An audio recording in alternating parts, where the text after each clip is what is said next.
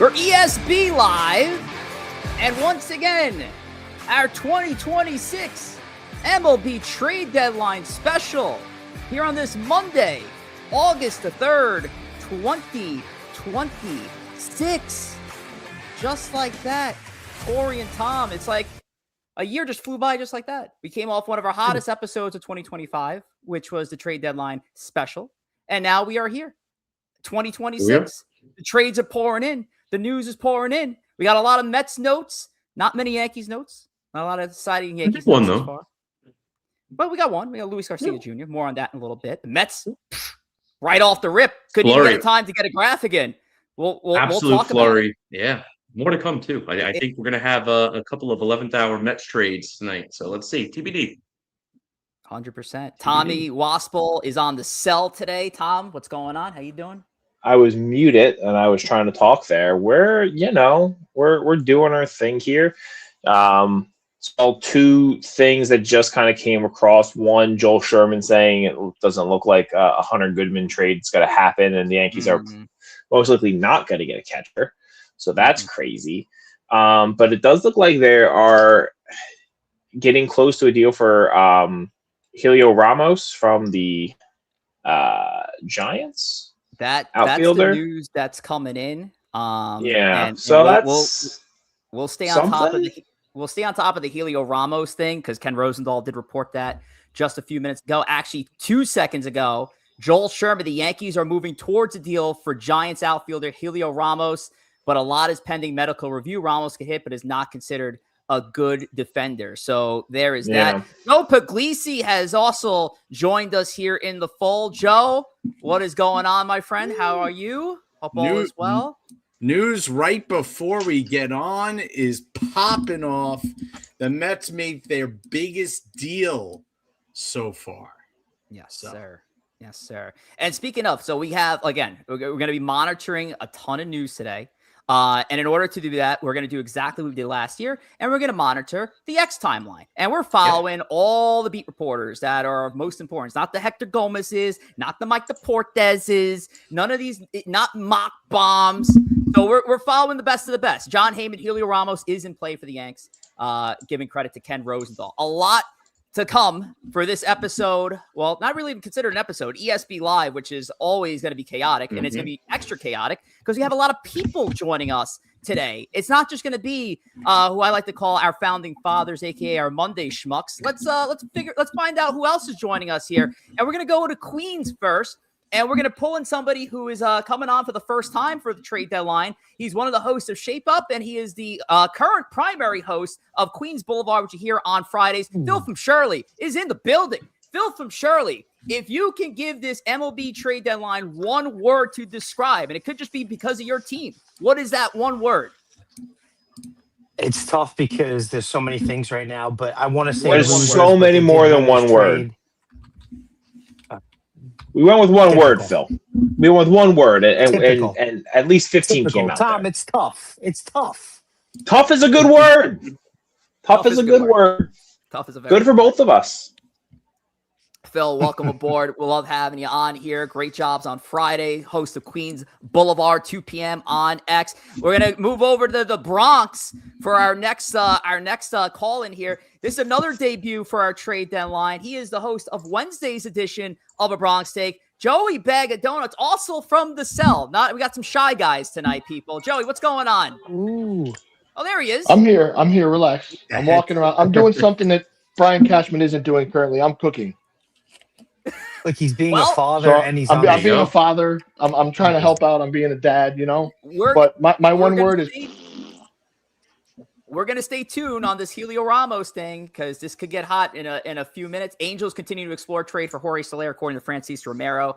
So, Joey, we'll get back to you in a little bit. We're going to continue our ESB NYY folks here. And, again, new member of the team and the host of BX2X, the best post-game space that's out there. Big Slick, also from the cell, is joining us. Slick, what's going on, my friend? Yeah, what's going on? Slick, one word to describe this trade deadline so far. What do you got? Disappointing. Disappointing. It's been tough for Yankee fans right now. Again, hopefully great news is coming real soon. Real soon. 198 people in the building, by the way. Shout out to everybody in here. Really do appreciate it. And our final participant for now, we should be joined by a couple more ESB members. And it's somebody I'm really excited to welcome back to Empire State of Baseball. Ladies and gentlemen, Ciarra is in the building. Ciarra, what's going on? What's up, besties? I feel like Kevin Owens right now, making my return and just like surprising everybody. Just happy to be here. I appreciate the SummerSlam call out. My wrestling nerd inner is going crazy right now. They even mentioned Kevin Owens on an ESB live stream. But Ciarra, back at it again. You were here with us last year for the trade deadline. It only feels right that you're back with us again for hopefully some crazy news over the next 40 or so minutes. Can I jump in with a quick question before you keep going here? Sure, Tom. Go ahead. Joe, just want your reaction on the U.S. men's national team re-signing Pochettino, the management team through the 2030 World Cup. Just your thoughts here. I needed your comment on this. Could you? I needed to mute that mic. Yeah, please. Good job. I'm surprised Joe has power here now. Appreciate you. And I appreciate everybody in the chat too. We got over 200 people already joined here, waiting on the big news today. Ciarra, of course, keeping the lights on, the stove is hot, but is Cashman afraid to get burned? I mean, so far we're finding out that a lot of teams are aggressive enough to make some moves. Big move out there from the Red Sox, acquiring Adley Rutschman, sending 3 of their top prospects. We'll get into it shortly. Li says hello. My co-host on Mondays now because I stink at betting. Shout out to Jacob Petruzzi. He goes, "What's up, fellas?" Mr. Name That Yank Eddie goes, "I like Ramos. Bring a reliever with him." And let's see, anybody else in the building? Josh, he goes, "What's up, guys? What's up, Josh? Good to see you." Chris, we're waiting on you to join us as well. Let me know if you need a link. Hitman's in the building as well. By the way, folks, and shout out to CK as well. Sending love to Ciarra.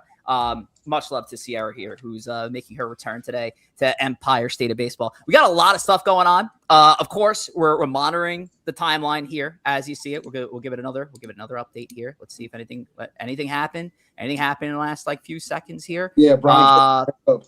Braves are trading outfielder Eli White to the Red Sox for right-handed pitcher Tyler Uberstein. Sure, but he's gone. Why not? There you go. Why not? So nothing crazy, but a lot of big news happened over the last couple of days. So we'll take some time to kind of dig deep into some of those trades, including this one with Camilo Doval. We'll get into it. We got a few trades like this that we want to talk about as the show goes along, but we're monitoring the feed at the very minimum. And also, we're going to give you guys the opportunity to come up here and give us your 2 thoughts on this trade deadline. And once we're past the 6 o'clock deadline, you guys can come up, request up.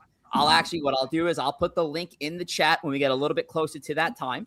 And you guys can join us here and touch on everything trade deadline wise, give your reaction, talk about how your team did at the deadline. But you know what? I will say this. We're still waiting on some news to come in. I do want to talk about one team that right now, I'm really liking what their deadline's looking. I don't have a graphic because he just did the trade.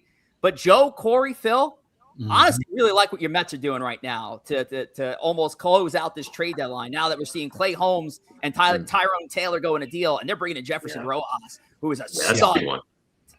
Yeah, and bomb for Ramos too.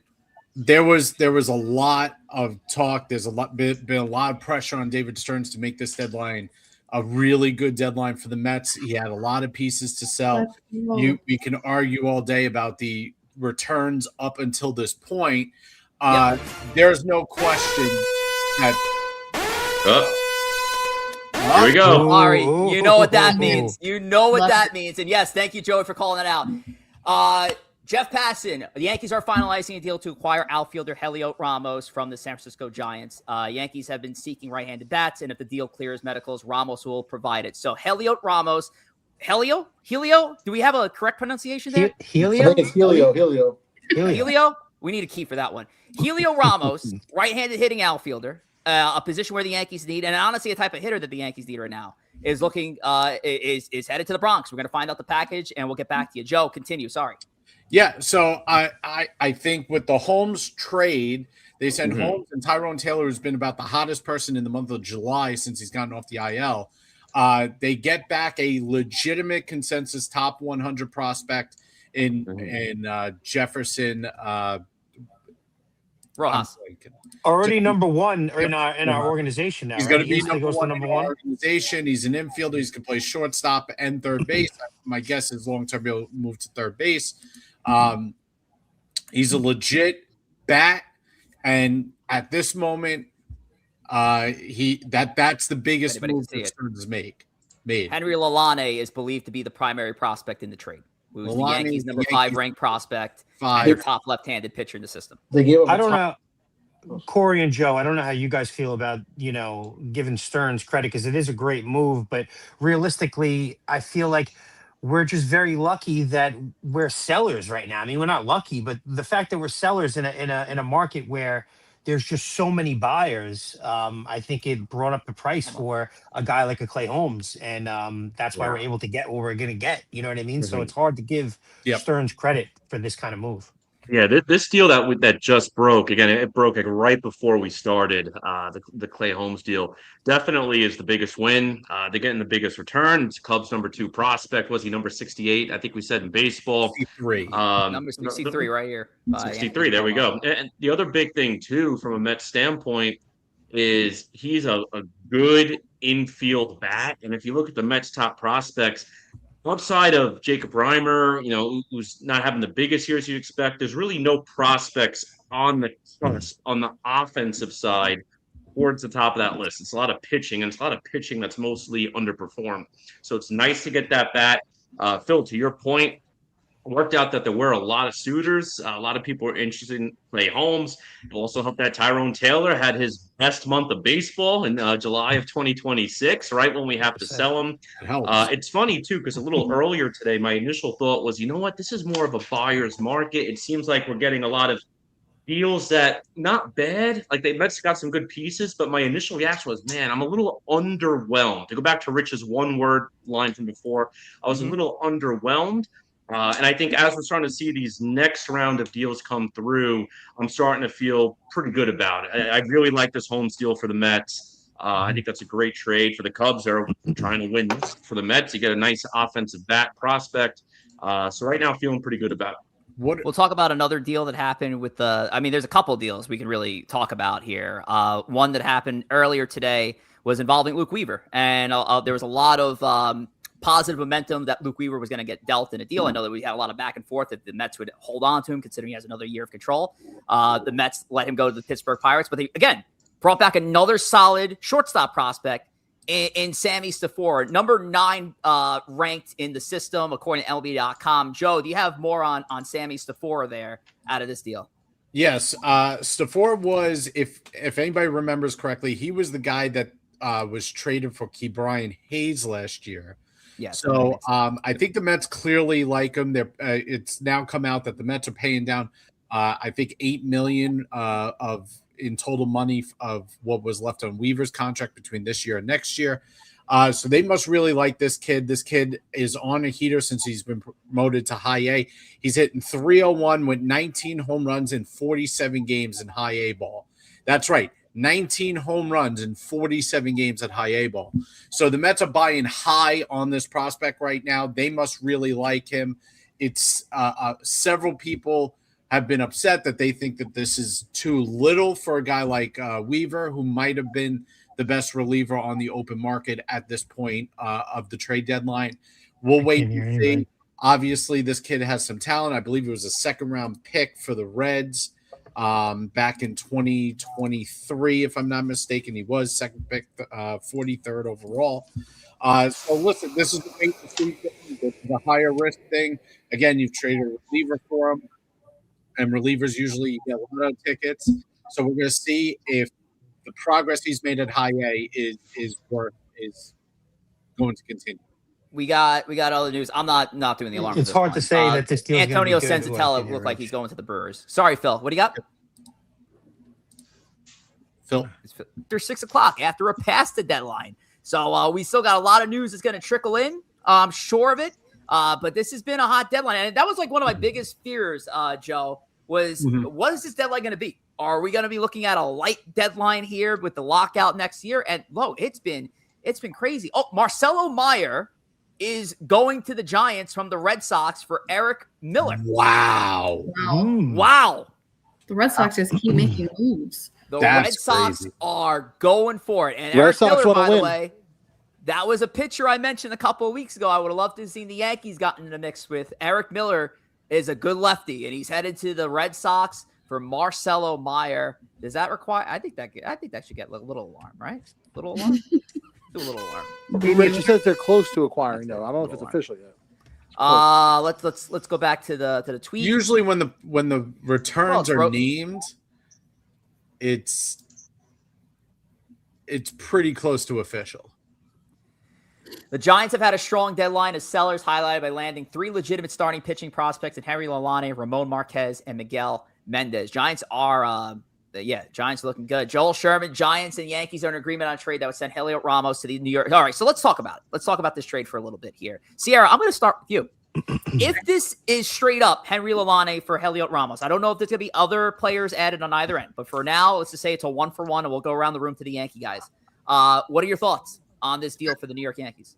I think it's a good trade. Look, I'm not one of those people who are going to complain about prospects being traded, because if you continue to hug your prospects and never do anything with them, what is the point of having a farm system, right? Right now, you have Aaron Judge who's injured, you have Cody Bellinger who's injured, and you have Stanton who's injured. You have Dominguez who continues to struggle. So you really need that outfield depth, right? Mm-hmm. Regardless of how good defensively Ramos is or not, he's a good bat to add. And he's great against left-handed pitching. So I think it's a great deal. I guess we wait and see what the final deal is, but I'm excited to have him. Absolutely. No, that was great. The Yankees have had a lot of outfield issues that I didn't think we'd foresee prior to 2026 even kicking off. I mean, you're looking at an outfield initially was Cody Bellinger, Trent Grisham, Aaron Judge, Spencer Jones, and Jason Dominguez waiting in the wings. Jose Caballero can cover outfield if need be. Med Rosario can cover outfield if need be. In a super emergency situation, I guess if it was all like it didn't work out that way, obviously. Giancarlo Stanton, who had played a little bit of outfield in 2025. So you had a lot of outfield depth. So I didn't think we'd ever get to the point in the 2026 season where we're trading for starting outfielders. But here we are. Joey Bag of Donuts, I don't know if you're available to speak, but let me get to you. Your thoughts. If this is Ramos for Lalane straight up, your thoughts on this deal. I'm all right with it. I mean, how many innings has Henry Lalane pitched in the last 3 innings for the New York Yankees? Even in their farm system, the guy's never healthy. Yeah, no, it's a good take. Again, Lalane's got a big arm, a lot of potential, but he's had a hard time staying on the field. He's looked great this year, and I'm honestly glad the Yankees took advantage. The injuries in the outfield right now.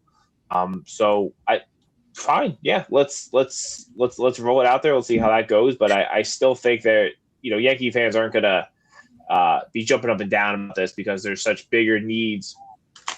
Especially a catcher. That seemingly are going to go unaddressed at the deadline. Okay, we have an added name to the trade. Caden Kent. Caden Kent is also headed to. Oh, the Giants. no way! Are you serious? Oh yep. my so, God! So Slick, I was going to get right to you with your thoughts as well. So go take it away. Okay, well, on the surface, Lalani's been hurt. He has a lot of talent, a lot of upside, but Brian Cashman sitting on his ass and he's not doing anything and he's not trading anybody and all these other guys are making moves and now they make a move. They trade a top prospect and all of a sudden, I don't know. I feel like you're I'm back good and forth with here. I'm good with Lalane. He's number 5. I'm shocked that he did a top 5 prospect. I'm good with it. But the Kenny Kent was just surprising to me. But look, it is what it is. He's going to keep Lombard and Kilby. So Lombard needs to be called up here tomorrow. I'm sorry. It's time. Tomorrow. All right. Looks like we're having some glitching here. I don't know how we're resolving here, but a few comments came in. Stream's cutting out. Stream's very glitchy on laptop and phone. Stream is cutting bad. We have also 300 people in the building too, so that could also have something to do with it. I don't know. I'm checking my connection. I'm looking good. I mean, I don't know. You always I have no idea. Rich. You always look good. Thanks, buddy. I think one thing too to make a comment. I'm going to be an outsider making a comment here because again, I don't know all of the Yankees prospects like I would on the Mets side, but this seems to be the return I would have expected at a deadline for average players, because it always feels like when you're in the deadline and you have desperate teams trying to make that playoff push, it seems to always favor the seller. The deadline as a whole, I thought in the first half, look at this morning into yesterday, seemed to favor the buyer, which is a little different than what I'm used to. This trade seems more of the traditional where you are giving up a little bit of ammo to get average talent, because I don't think this isn't a trade, in my opinion, that puts the Yankees over the top. It helps tread some water a little bit. It's not a blockbuster that you would have liked to see, but this is kind of the return I was expecting more teams to get from a Giants standpoint. I'm expecting more of the sellers to get. So kudos to the Giants for getting a good return. Kudos for the Yankees for treading water. I don't think it's a bad deal. I just think this is one of the few deals we've seen where I said, wow, I think the seller actually won that one. Corey, I'm gonna say the famous line. You know what the superstar returns are gonna be for the Yankees? Aaron Judge, Cody Bellinger, that's true. Potentially Giancarlo Stanton. Because you're right. Because right now the deals, and look, there is nothing wrong with what the Yankees have done over the last 24 hours with Luis Garcia Jr. and Helio Ramos. They definitely are gonna help big time with this. You're no longer gonna see a Med Rosario batting third. Hopefully, well, you're no longer gonna see Max Schumann leading off. You're not going to see them have the balancing act of Volpe and Caballero every single day. We're going to start seeing some guys who are bench players stay on the bench. You're going to see some guys who belong in AAA get sent back down to AAA. So as far as treading water goes, yeah, they're doing what they have to do. Will they do that next move over the next half hour that's going to put them over the top with the guys coming back? Remains to be seen.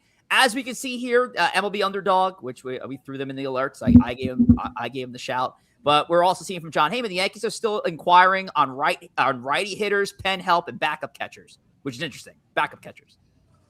So yeah, I think they need a backup catcher. A backup catcher could come in and win the starting they job. Need a starting catcher. catcher. But a backup catcher on another team could be a starter on your team. Realistically, it could happen. This is what this unserious franchise does. We love Austin Wells. We need a backup. Winning on Adley. Austin Wells stinks. Let me ask the Yankee fans here, if they went, let's say they went Stevenson, because I know he doesn't qualify as backup catcher. If they went Stevenson and they went with, just say mid reliever, are we good with that deadline? Along with Ramos and Garcia Jr. I think that's a C plus, B minus deadline. It's like a C plus. Yeah, I mean, listen, we talked about Adley. People brought up Adley a little bit there. I don't think the Yankees had the ammo seemingly to get him. If you look at what the Red Sox ended up trading for Adley, I don't know if they had. I mean, unless the Yankees were going to trade, Lombard and Kilby and LeGrand and is that worth it to trade for a year and a half Adley Rutschman? I don't know if it is. The Red Sox gave up a ton in that deal. So, I mean, sometimes you just there's a better deal out there. There's nothing you can do about that. I'm glad you brought that out, Tom. Let's talk about that deal that happened earlier today, with Adley Rutschman. And Adley Rutschman, again, this was a player that I didn't even think would have been on the Yankees' radar, considering intra-division trading and how finicky they get. And yet the Red Sox swooped in. They made the deal. They got also Jake Rogers in the deal, but the package here, Joe, and I know you're all over on the prospects. I mean, this package for Rutschman and Rogers is an aggressive package from Boston here. Let's talk about it. Yeah, and headlined by the top pitching prospect Anthony Ayenson. That's how I think that's how you pronounce it. Yeah.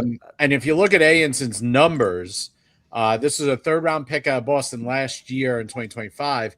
Ayenson's got 1.32 ERA and 68 innings in AAA in the minor leagues this year. He's in AA currently. He's got 94 strikeouts in those same 68 innings.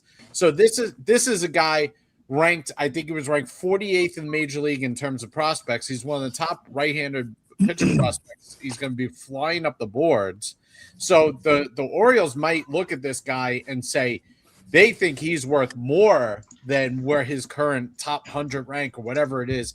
Witherspoon obviously has a lot of talent himself. He's another right-hand pitcher. He's got 4.78 ERA and high A ball, but he was the first-round pick of the Red Sox last year. So Red Sox give up their first round pick and their second round pick last year to get him, and then they got two outfielders or one outfielder because they took back the other prospect. Oscar is also another prospect. He was signed in 2024, and he's in high A ball as well. Again, these are not guys that are helping the Red Sox or the Orioles tomorrow or today. They're helping them down the road 2-3 years from now. Yeah, and so I mean, listen, it's not you can't do apples to apples with the prospect rankings, but this is according to MLB.com's prospect rankings. It's the Red Sox 5th, 4th, and 2nd prospect in this deal. And again, this is not apples to apples, but the Yankees, that would be Kilby, Elmer Rodriguez, and Lalonde. So you'd have to consider, would you, as a Yankee fan, would you make that or a similar deal for Rutschman? I don't know. But it seems like the Red Sox were ready, and the Red Sox top end of their prospects, again, that's why it can't be like apples to apples, is higher than the Yankees top end. So it'd probably be more like, an extra top 5, top 7 prospect from the Yankees going in a deal like that. Here's my other question. This is a lot of prospect capital to give up. Can we talk about the other elephant in the room? Is Aldi Rutschman that good? I mean, we've had our top 10 catchers rankings. We've all overrated him before based on the fact that he was 8 on our list this year, by the way. 8. A rookie, huh? He was 8 on our list this year. No, I know, but I'm saying over the past 2 seasons, he's played 157 games. Over the past 2 seasons, he's batted .234 with .317 and 17 home runs. You're telling, unless the Red Sox think that they can turn around and turn back the clock to 2023 when he's an MVP candidate, is that player that you're getting worth 3 top 5 prospects of your organization, one of which looks like he's going to be one of the pitchers of the year in the minor leagues with a 1.3 ERA? And I think it's a fair statement to say that he's been a borderline league average. I mean, his OPS plus over the last 2 years is 101. That's league average. Yeah, he's been bad the last 3 years. But he's a good defensive catcher. I think the big thing with Adley Rutschman too, it's again, I know from an offensive standpoint, he hasn't been the player we thought he'd be, but he did rebound this year. I know he's missed a lot of time with these weird injuries that have popped up, and he's on the IL right now. But his numbers have rebounded a little bit. The defensive metrics, though, with him always seem to be in the upper class. So you're hoping with him, you get slightly above average offense. And at the catcher position, if you're getting slightly above average offense, it might as well be far above average. The catching position overall is pretty weak. But the catching metrics are really high from a fielding standpoint. So from their standpoint, the biggest thing is health. Does he stay healthy? I still don't know if it's worth that return. So I'm with you on that point, Joe. I think they definitely overpaid a bit here. That's another example of, I think, where a seller was the prime winner of a trade. I do think he's a good player, and I'd love to have Rutschman on my team. I just think he's never going to live up to that superstar potential that we thought he'd be. All right, we lost Joey there. Look, just got a new. The Nationals are trading Foster Griffin to the Guardians.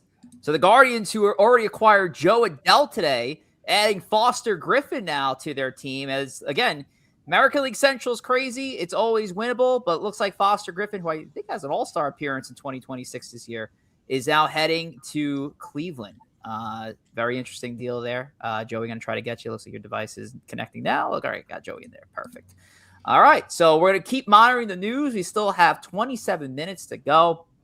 I don't think Foster Griffin deserves an alarm. Does that deserve an alarm, Corey? I don't know. Foster Griffin? I don't think he does. Let's go around the room. All right, we got 27 minutes left.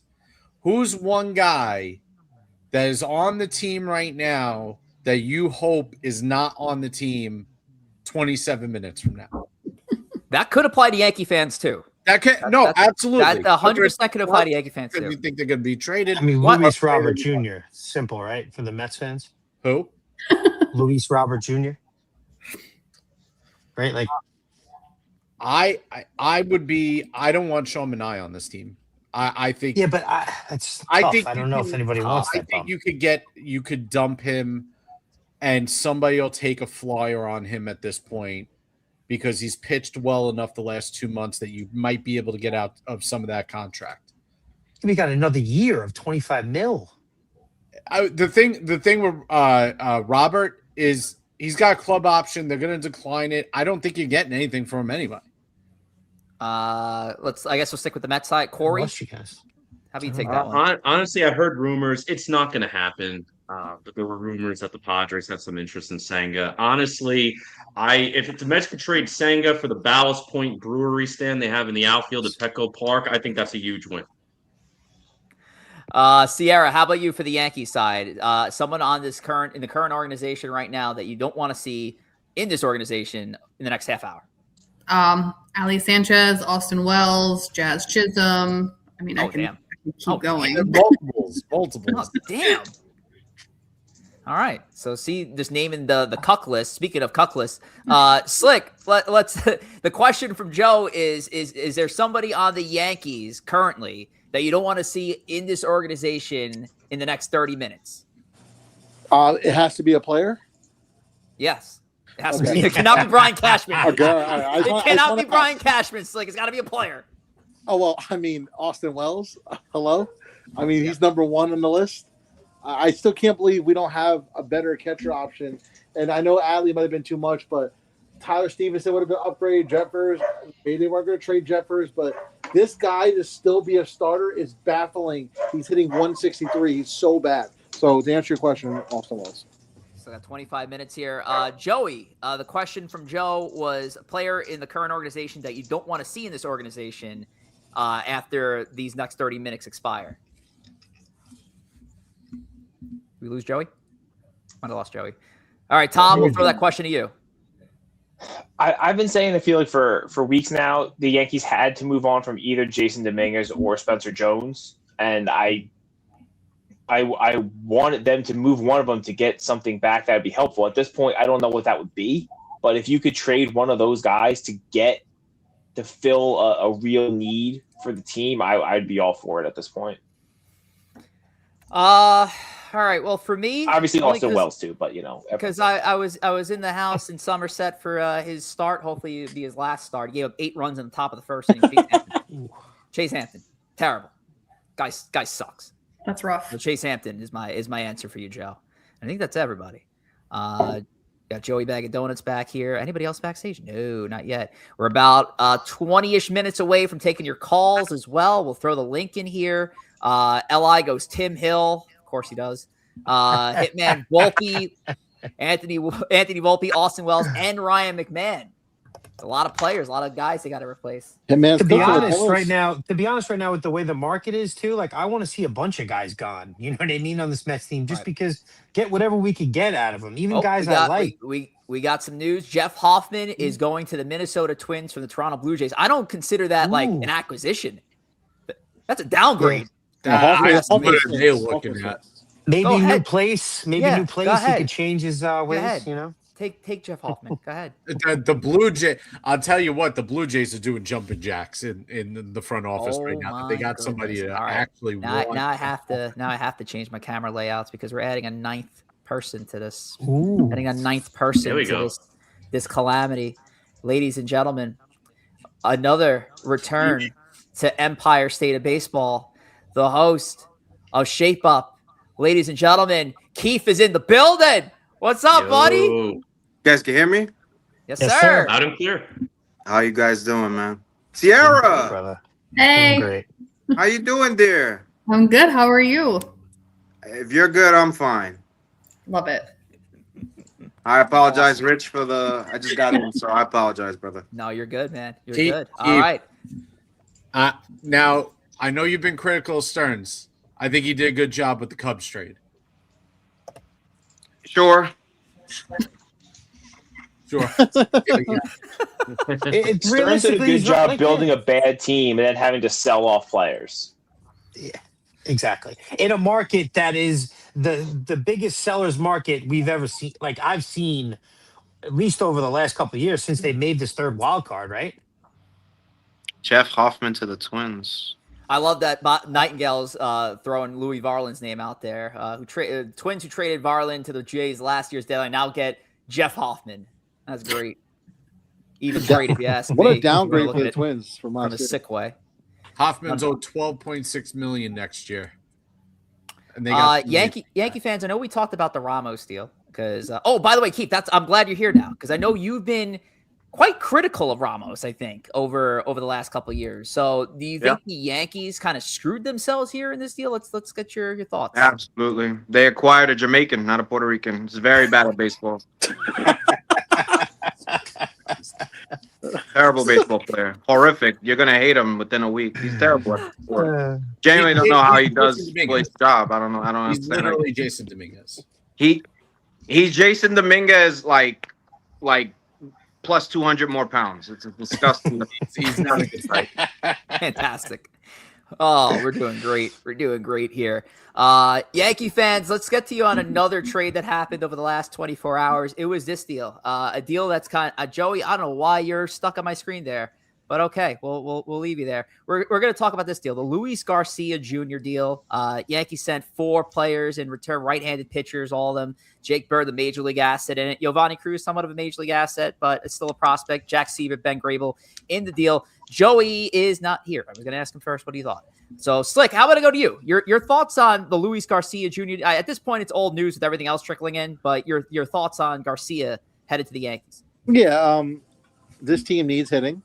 They got a guy who has a decent average, right? He got home runs. He has a good on base, right? He does all that stuff. They didn't give up anyone, I think, that is overly valuable. While Cruz has shown a little bit in some small innings, that might be the only one I could see really being good. Jake Bird is complete dog shit. So him being gone and getting him in a trade, I'm fine with it. And they'll make it work. So I think that is probably going to be the best trade that we make in this deadline because I don't know if we're even going to get a reliever today. And the Ramos thing, Rich, I just want to go back to this real quick.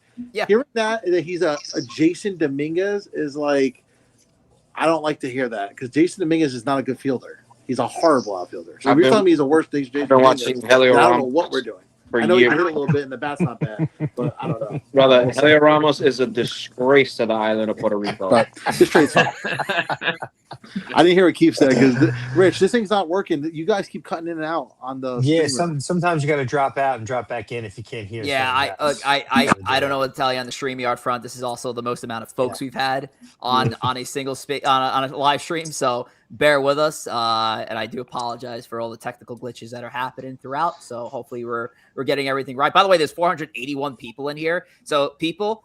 Get over and like this because that would do great for our algorithm. I don't know, 481 likes would be pretty sick. Also, I'm sure a lot of you guys are also new to this, so make sure to give us a sub on YouTube as well while you're at it. Empire State of Baseball still at its adolescent stage. We're at 582 subs the last time I checked, so there should be no excuse to at least break 600 by the end of the day. I think everybody wanted to see what Big Slick looked like, so they all tuned in. And he didn't give it to you. You know, he didn't give it to him. Well, he ain't bigger than Helio Ramos. That's the point. He might be close, dude. He might be close. There you go. Checking the feed right now. It's still Jeff Hoffman. So we'll stick on Garcia. Ciarra, what was your thoughts on the Luis Garcia Jr. trade? Yeah, before I give my thoughts, the reason that Slick's feed isn't working is because you have to show your face in order for the connection to be good. So it's not going to work until he turns his camera on. I like the Luis Garcia Jr. trade because what it says to me is that the Yankees are moving on from Jazz Chisholm next year once his contract is done. He's in a contract season. He hasn't played well. He hasn't had the best attitude. They did it with Gleyber Torres when he was in a contract year. They brought in Jazz. They're doing the same thing to Jazz. And he also gives you versatility. He can play first. He can play second. He can DH. So I like the move. He also has decent numbers. And anyone who's upset about the prospects, I guarantee you they don't know who those prospects are. Like you don't. And Jake Bird has been so bad. I appreciate the fact that Brian Cashman realized that both Duvall and Bird were not a part of the future for this team. So I think that trade was definitely a Yankees win. I mean that trade had a nice bat. I think the only question mark, and it's not the prospects and the players you gave up. I think it's a great deal for the Yankees. It's more so how are they going to go about playing him? Because they're, and everyone's got their own opinion. Who's platooning? Is Ben Rice going back to catcher? I mean, I love that from a fantasy standpoint. But what's going on there? TBD. So I think that's my only question mark is that it wasn't a natural fit in terms of positional need, but from a bat standpoint and the cost to get him, that was a definite win for the Yankees. I love that trade for him. I think that was like the most interesting thing of it, right? Like you're still adding a guy who's third in baseball in slug, which is kind of crazy. Yeah, now you have him in, like that's like the wildest thing. Like you never expected, like Luis Garcia Jr. of all people, like being in that category. And when you look at like what he does, like he's outside the power. He's like the opposite Yankee. Like he's hitting for contact. He's reaching at a high on base clip. Like, but he still got pop too. So there's still that bit of Yankee in him as well. I have a hard time digesting this idea that he's going to be a platoon player, especially when, you make a deal like that, you're expecting that player to be getting significant at-bats in October. So we'll see what happens with Garcia. Tom, did you have any thoughts on Garcia before I moved it along? Kind of a lot of copy paste from Ramos. A good move. I think it'll help the team. I don't think it's the big needle mover. I think push back a little bit on Ciarra. It doesn't seem like listen, did I watch a lot of Luis Garcia Jr. on the Nationals? No. But from what I was reading, doesn't seem like he's a very good defender, especially at second base. I don't think this is you're going to be our second baseman next year move. I think that's still in the cards. I think they're probably not bringing Jazz back. I agree with that. I just don't think this is hey, you're gonna be our second baseman next year. Whoa. Sorry to interrupt. Did you see what the Twins gave up for? Yeah, Hoffman? So talk to me about the prospects here, Joe. What do you got? So Hill is their number 7th ranked prospect. He's a left-handed pitcher in A-ball. He's not having a good year. He's got 5.8 ERA. Their number Klein is their number 17th ranked prospect. He's in AAA. He's had a cup of coffee with Minnesota this year. He's had a 5.91 ERA in AAA as well. So they give up two prospects, one in their top 10 and another one in the top 20 for Jeff Hoffman, which is crazy. Neither are having a good year. They're probably slipping in the rankings, but just overall, that's a weird trade for a guy. Maybe Minnesota knows some. Maybe they can, fix him. Phil, we watched Jeff Hoffman give up bombs to Mark Vientos in 2024, and then we watched him blow half the World Series game. You're telling me that you guys watch that guy and say, "Oh man, he is the missing piece of my team"? So between the Minter and the Hoffman deal, and you're paying him $12.5 million next year. That's crazy. So between the Minter and the Hoffman deal, the Twins gave up 5 prospects to get those 2 pitchers. That's crazy. Wow. That's insane to me. That's insane to me. For a team that's not going to go further than a 1-round knockout. No, I'd say that. The Twins are taking on the salary. Foster Griffin package is there too. Will Dion, Josh Hartle. I'm not even going to attempt that. And Nick Mitchell are going to the Nationals. So Ken Douglas Verguez. Dominican. With 15 it looks like left. LI attempting to spell a player's name in a trade. Like, it's just, I don't even know how to pronounce it. With 15 minutes left, you guys got Luis Robert getting moved? No, I do not. I don't think so either. I'm not opposed to it. I think you guys are done, but you guys had in my opinion, I think you guys had a great trade deadline. No, definitely. All things considering. Speaking of, let's talk about that one more Mets deal. Let's talk about this one right here. It was Freddie Peralta, and there was a lot of folks that were not happy with this trade. They thought they could get more there from Freddie.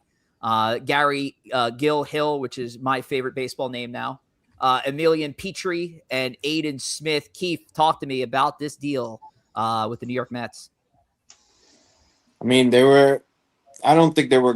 I don't know. Maybe there's like a universe I live on that like I just knew we weren't gonna get whatever we thought we could have gotten. Honestly, for Freddie, he was really bad.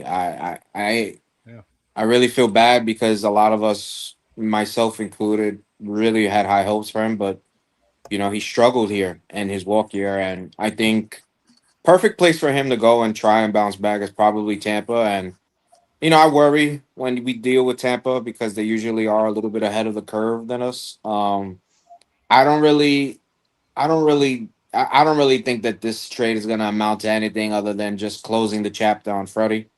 Maybe this Petrie kid that I looked at all three of these guys. The Petrie kid kind of stands out a little bit, but I don't really think it's nothing to like the two trades we made today. The kid we got from Pittsburgh, that's probably the guy that I kind of like the most. The Cubs kid, he's supposed to be the best one, so we'll see. It's usually, kind of hoping and praying that's the case. But these three guys, they're probably there to just fill in some roles. Maybe one of them can truly like become a major leaguer full time. I don't know, but I don't really see it. The best thing here is that Freddie has a new home and the Mets have moved on. I think it just didn't work out. We got a trade alert here. Yep. Lars Nootbaar is heading to the Diamondbacks. Lars Nootbaar heading to the Diamondbacks according to Jorge Castillo. Was So former D-backs future Met. Yeah, the D-backs that are in the midst of an NL wild card because they ain't winning the West. No one is. Acquire Lars Nootbaar. That'll definitely scare the Dodgers. I still don't think that's worth an alarm. That's not worth an alarm. Yeah, I mean, listen, the problem that Freddie put the Mets in, regardless of the Mets record, was Freddie's ERA is 5. When you trade a pitcher with an ERA of 5, you can't expect any return at all. He's a rental. Yep. Yeah, he's a rental. You got a couple lotto tickets. Maybe Petrie becomes a utility infielder that serves some purpose, a la some of the guys that the Yankees have had in the past that shift around and play multiple positions. Maybe this kid Smith finds his groove with them. But at the end of the day, you couldn't expect, the idea that you were getting top 100 prospects back for Freddie Peralta when he's been borderline ineffective for most of the season. I think was always just a fan-driven narrative. And listen, if the Met fan wants to feel decent about the whole, it's hard to feel decent at all. It's impossible. Yeah, prospects. He didn't pan out. The Mets team's in the dog dumps. But the fact of it is, the prospects he gave up haven't really been great for the Brewers either. Williams is stuck in AAA. Sprout is up and down in the major leagues. His ERA is about a 5.2. So nobody has worked out at this moment on that Freddie Peralta trade from start to finish. The Mets needed to wash their hands of it and move on, and that's what they did. At the end of the day, these prospects are lotto tickets, and maybe one hits for something. But either way, it's going to be more productive than what Peralta was going to give you. He's probably going to dominate there, too. He's probably going to dominate. You're muted, Phil. Good for him. Same thing. No, I heard him. Oh, I didn't hear him. Sorry. Yeah. No, I'm responding. Phil. Good for him. It's same with Peterson. Good that he's performing with the Cubs. Great. I love that for Peterson. He wasn't performing here, and he's a free agent. He wasn't going to be on this team next year, so I might as well get a lotto ticket in Mathis. Great post here by DeComo. Mets aren't expecting any more deals. Their total haul, 8 trades, 8 outgoing big leaguers: Holmes, Taylor, Weaver, Raley, Brazabon, Peralta, Minter, Peterson. 13 incoming players, 1 new top 100 prospect, 9 new prospects in their top 30. I mean, to me, and I know, Keefe, you're shaking your head. To me, for what it's worth, I think it's a great deadline for you guys. For what needed to happen, I think it's a great deadline. I mean, yeah, I'm not arguing like any of this returns prospect. I'm not arguing any of it. Look at how many professional major leaguers got traded away from that team today. Yeah. I understand there's a future. I get it. Yeah. But that's really, really upsetting. It's really upsetting. I'm sorry. I'm not here talking like if we were gonna do anything special. I'm just saying the man that brought in all that fun new future talent got rid of a lot, and like, I don't know, man. My stomach is very, very much in the pits when I see any transactions. So I hope it works out. I'm not gonna shit on this. I refuse, because this is the future. But a lot of players got traded to in the same league. Some of these players are gonna be going to the playoffs, and there's other Met fans in here with me that know how that shit feels, and that shit sucks. That shit really sucks, man. No, it's rough. It's a shame, because we go back. I was about to say 3 months, I actually have to say it's disgusting. I actually have to say 4 months. You go back 4 months ago, and we had a completely different expectation for this team. You had the miserable run in April. Again, May was still early, chance to rally back. Obviously, they had a false rally in the middle of May, and then fell apart again right around Memorial Day. And that was pretty much all she wrote. It is a shame. It's a shame because we had a lot of excitement coming into this year, a lot of new faces, a lot of new mercenaries to try and help us get over the hump. And here we are shipping a bunch of the players out. The one thing I will say that kind of helps too from a Mets standpoint, you're restocking a lot of players. I know it's not a lot of top tier players, and it really, if not for the Holmes trade that they made with the Cubs right before we started this live stream, we wouldn't have had any prospects in the top 100. So, but at least they're restocking the system. And I'd expect to see it, and they alluded to this a couple of weeks ago. I expect to see a lot of these players maybe add some ammunition to trades we see this offseason. Assuming there is baseball next year, I think you'll see the Mets try to wheel and deal a little bit and ship some of these assets off, or ship some of the assets that maybe they're not as high on anymore, whether it's a Jonah Tong or some other top prospects maybe they're not as high on anymore. I expect a lot of trades in the Mets' future, more so than free agent signings, and this at least gives you a little bit of ammunition for that. All righty. I want to flip to the Yankee side real quick. And by the way, 600 live viewers right now over on YouTube and X. So thank you guys very much. If you're here with us for the first time, make sure you give us a subscribe on YouTube. And also just make sure to like this stream. That gets us in the algorithm. That just keeps us going around the MLB circles on YouTube and X. Now, look, in about 5 minutes, trade deadline's going to be closed. In about an hour and 10 minutes, the Yankees are about to set off for a 3-game set against the Cardinals. And my good buddy Ciarra made a great note here. And I'm going to let Ciarra take the floor on the question that you just asked me privately. Yeah, so I am wondering if the Yankees are trying to do a last-minute trade with the Cardinals right before the deadline because they have a couple guys available. They have Ryan Stanek available. They have, I believe, Pedro Pages is available, and Alec Burleson. But if you remember last trade deadline when we were sitting here and the Yankees were playing the Rays, midway through the game, the Yankees traded for Jose Caballero, and at the end of the game, he literally just walked across the to the other dugout and joined the Yankees. So yep. I am just curious to see if something like that is happening right now because they are getting ready to play. Pages is a backup catcher. They said they're still looking for backup catchers. Stanek would give you a bullpen arm.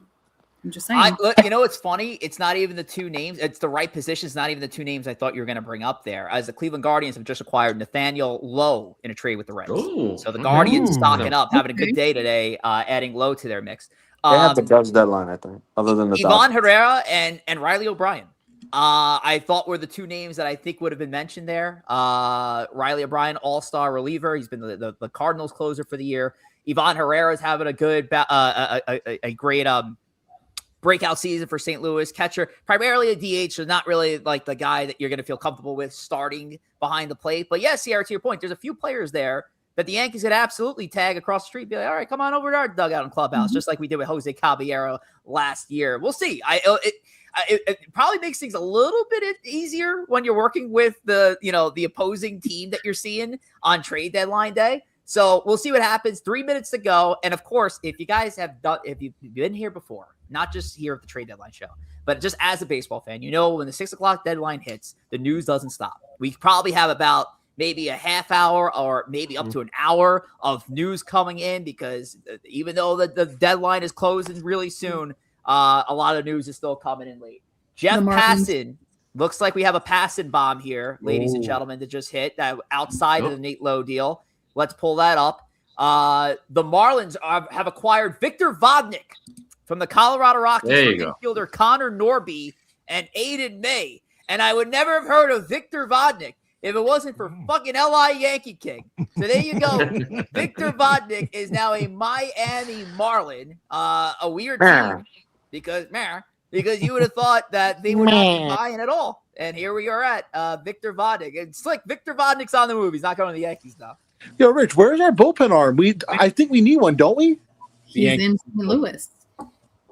Did we trade for someone? I haven't seen it. Still waiting.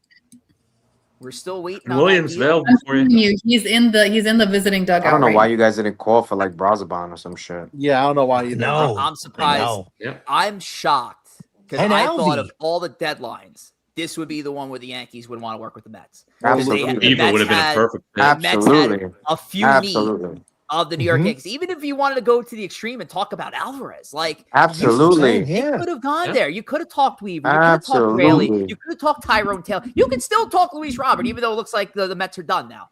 You But guys like I should have said, got Tyrone Taylor over Flubber. Wow. See, after I saw what Red Sox paid for Rushman, I would. I love you guys. I'm not shitting on the Yankees. I just hate that guy. But Joe, do you think I that the hate that guy. Yankees being in sorry. a bid more made the Red Sox pay more? You know what I'm saying? Like the Rally Yankees are killer in too. a bid more. So I think I'm sure there was some back and forth. I don't know. I don't know. I don't think the Yankees were going to give up a guy like Lombard or Kilby for Rushman. I don't think they were. I don't think they wanted to go to that level for a catcher. But you know, the Red Sox offered a package that, I mean, that was a really, really large package for Aldi Rushman. So I haven't seen the Yankees make that kind of package offer. When was the last time you saw them make that kind of offer? Shut up, Joe. it's 6 o'clock. The deadline's up. Oh, I thought the Right. Yankees got another trade. Oh, it's how disappointing. So we'll see if anything trickles in here. Just shout out, we got 800 people in the building. Of course they're not. That's because Big Slick's here. You're welcome. You're welcome. Kirby Yates to the Pirates. So Kirby the Yates, Pirates, I'm Kirby not- Yates, and Luke Weaver today. Joining Mets the are bullpen. keeping Robert. Of course they Do are. us a favor. The 800 people, I know you're not subscribed on YouTube. Go over to YouTube, type in Empire And State. Kodai Singh is still here. Most of you might be. Helps us out big time, please. Slick, we show have- everybody your face. Come on, that's what they all came to see. Come We on. got I brought them all here, another bro. note. Okay, this is definitely worth an alarm. It looks like Casey Mize is heading to the Padres. Yes, he is. Casey Mize Okay. is going to the San Diego Wow. Padres. So yeah, we're gonna. All right. We think So, Ethan Callis is say- going. And I And apologize. the for Yankees your- don't get a bullpen arm. Yay! So Casey I Mize to the don't Padres, know. which is so interesting, where we had to follow this Padres thing because we went from they're trading Maury Hone, they're trading I was gonna say Andrew Miller, Mason Miller. Dodgers are acquiring Hunter Fiducia from the Rays. So Ooh, that- douche. take that for what it is. Yeah, I mean, it's such an interesting deadline to follow the San Diego Padres out. And I was sitting back, I'm like, why would they trade a guy that they had to deal the number 2 prospect overall in baseball only 365 days later when they're only a game out in the wild card? And look, I don't, it wouldn't make any sense. Like, you're a team that's in the mix. You obviously should be buying. So while everybody under the sun was wasting these mocks on Mason Miller and Adrian Morihone, here the Padres say, no, we're buying. We're staying in it. It made no sense. Smart. Good for them. More teams should be buying. And you know what? That's a big reason why baseball is in the state it is. I know, obviously, the whole financial situation, impending lockout. I'm tired of teams standing pat All the outside of like relievers are 5 going. teams. The Mets are always, I'll give the Mets see this credit. note? Even though they Let's- absolutely are dreadful, at least they're usually one of the active teams when they're in it. There's only like 5 or 6 teams each year that legitimately want to go out and buy. A lot of teams that tread water. And you have teams that are literally on the cusp of the playoffs selling off. You don't see that in some other sports, man. You don't see a team that's a game out of the NFL wild card selling off pieces. You don't see that. I'm tired of baseball being weak with that shit. And that's on the teams, man. The teams suck. The baseball teams, if you're a bottom seed team or a fringe team, or you're terrible. You're what's bad with baseball. Forget the Dodgers. I give the Dodgers credit for going out and getting Tariq Skubal. I blame the other owners for not trying to do a deal that's better. No, you're Okay. spot on, Corey. Folks, I just threw the link into the chat. If you guys want to join us, you guys are gonna have to just go one at a time because we only have one spot open. I do want to open this up because according to Jack Curry, it's just going to be Garcia Jr. and Ramos. Horrible. According to Curry, Horrible. they are done. Ooh. Big Slick, Ooh. take it away. Okay, look. We had many holes. Catcher didn't do a damn thing. The position gives us no run support. They don't do anything out of the spot. One black hole. All right. We get Ramos, but I'm told he's Jason Dominguez now, so I don't even know. The bat's okay, but the fielding's probably garbage. We don't get a bullpen arm when we were talking about maybe you want to add another bullpen. We don't get a bullpen arm. Oh, yeah. No, I'm saying you don't get a bullpen arm. So we didn't fill a bullpen arm. We didn't fill a catcher spot. I give it like a C-. Like, yeah, the one good thing was Brian Cashman finally traded a top 5 prospect. Let's throw a party. Let's give it a clap. Good for him. He finally did something he didn't do. But besides that, I give it like a C-. Yeah. This is, again, I think it was Corey who mentioned it. The 2 moves were tread water moves. Like that's what they were. So your lineup is better than what it was earlier, let's say yesterday. But did your overall team go from that good to great team, even with the hope that your guys are coming back? And that's all we're relying on. And as Slick likes to say, hope is not a strategy. But we don't know what this team is going to look like come September. You didn't add another bullpen arm, which I didn't have a worry about until you traded bullpen arms over the last couple of days. And now you have to open up a spot, which seems to be in rotation. Now it could end up being Ryan Weathers. It could end up being Clark Schmidt, like when these guys come back off the IL and when Carlos Rodon's added to the rotation. So there's people internally there that you can add to the mix. But yeah, it was a tread water deadline. So you're saying C-. I will give them a C+ because at least you went with the bats, which I think were still the bigger need. They weren't sexy, but it's going to be it's a lineup that's going to look a little bit better than it has over the last few weeks. Yeah, I think that's fair, Rich. I actually saw a comment on Twitter as well. A letter grade for the Yankees. Someone put a Z-. So there you go. A Z-? Yeah, a Z-. Z as in zebra? Z as in zebra minus. Joe, go ahead. Before we get to the call-ins, okay, let's go around the room. Assuming the Mets and Yankees are both done, Rich has already given his grade. What do you give your team's grades for this trade deadline? I'll start at the top. Let's come right there with Rich. I think I'm going to go C+. I like a couple of the players we got. I think the Holmes deal was great. That was their biggest one. I actually really like the Petrie kid that we got yesterday from the Pirates. I thought that was a nice add. Generally a little underwhelmed. I thought we would have got a little more in terms of prospect value. I'm going to go C+. They got a couple of good pieces. I just wish it was more. Ciarra? Ciarra. I'm going to go with D for the Yankees. I like the moves they made, but I feel like we're being rage baited at this point. The Boston Red Sox are hot on our heels. They're like the hottest team in baseball right now. 2 games behind us? The Rays are pulling ahead of us, and we didn't do anything that will really solidify us as a playoff team because we're banking on the fact that Rodon, Judge, Stanton, that all these guys are coming back healthy when we don't actually know, right? And my whole thing is we don't know if there's a 2027 season, so why not go all in when you're a playoff caliber team and try to actually win something here and now? Yeah. It's very frustrating. Phil, your grade, your letter grade for your team in this trade deadline. I got to go with a C on the deadline. I can't give Stearns credit for getting so much in a real seller's market. When he came here in 24 with the backing of Cohen and the year we had in 24, then you come out and sign Soto. I never thought I'd see a day like today with the 3rd wild card. I thought the Mets would always be competing. I thought we'd always have deadlines where we'd be going for it. It's so tough to see a day like today where you're like, wow, we're that bad. We're one of the 6 or 7 worst teams that are actually selling right now. Joe? Yeah, I'm going to go B. The Mets got a new top prospect. They got a top 100 prospect. They traded their expiring contracts. And Weaver, I think the return for Raley was a little light, which is my main concern.